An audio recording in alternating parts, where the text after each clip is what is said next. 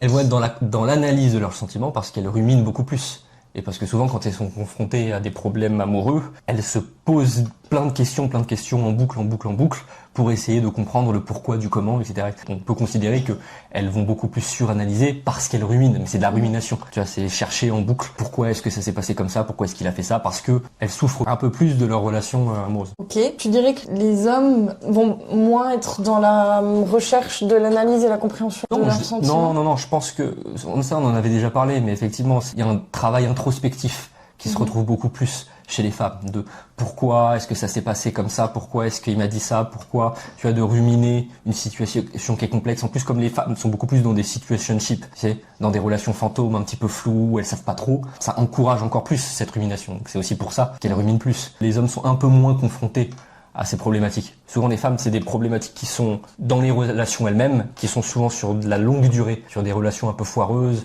avec le mec qui part, qui revient, classique. Et les hommes, c'est beaucoup plus des problématiques, encore une fois en tendance, où c'est avant même que la relation elle naisse, tu vois, avant même qu'il y ait couple. C'est pas les mêmes problématiques et ça donne lieu à moins de rumination. Il y a le sujet de qu'est-ce qui crée les problèmes chez les hommes et les femmes, et il y a le sujet qui est effectivement aussi, en plus de ça, les femmes ont tendance à plus ruminer que les hommes.